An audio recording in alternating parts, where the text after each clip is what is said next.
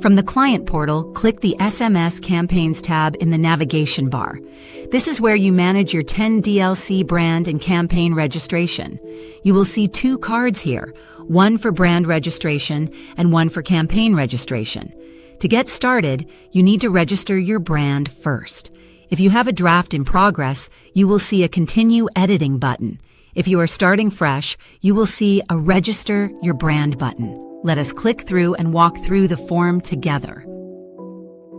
Click Continue Editing or Register Your Brand to open the brand registration form. At the top of the form, you will see a guidance panel with tips for first try approval. I strongly recommend expanding this and reading through the tips before you start filling in fields. The number one reason for brand rejection is a mismatch between your legal company name and your EIN on file with the IRS. The first two fields at the top are entity type and brand relationship. Entity type describes your business structure. Most businesses should select private or for-profit corporation. If you have an EIN, do not select sole proprietor, because that option has lower messaging throughput and more restrictions. Brand relationship is typically set to basic account or small account for most businesses. Below that, you will see the legal company name and EIN fields appear. Legal company name must match your IRS EIN confirmation letter exactly, including punctuation, capitalization, and suffixes like LLC or Inc. This field is cross-referenced against public IRS records, so even a small difference will cause a rejection. The EIN field is your 9-digit federal tax ID number in the format XXX-7 digits. This is the same number on your IRS CP 575 letter. If these two fields do not match what the IRS has on file, your brand will be rejected.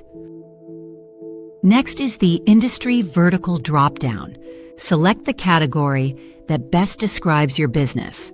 Below that are the Display Name and Website fields. Display name is how your brand appears to recipients and can be a shorter or friendlier version of your legal name.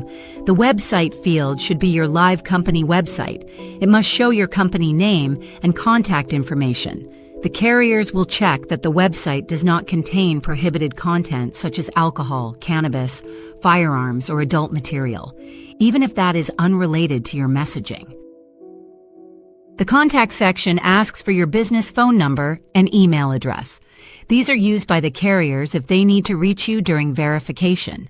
Below that is the business address, including street, city, state, and postal code.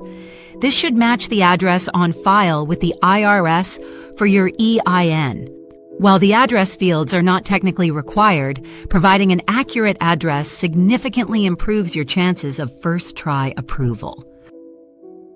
At the bottom of the form, you have two options. The Save Draft button saves your progress without submitting. You can come back and finish the form later. This is useful if you need to look up your EIN or verify your legal name before submitting. Your draft is saved securely, and you can edit it as many times as you need. When you are ready, click Submit for Review to send your brand for our team to review before it goes to the carriers. After you submit, your brand moves to pending review status.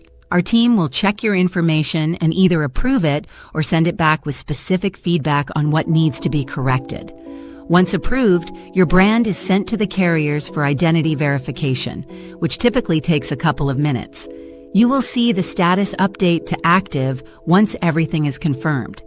After your brand is active, you can move on to registering your campaign, which we will cover in the next video. Remember, accuracy is everything. Take a moment to double-check your legal name and EIN before you hit submit.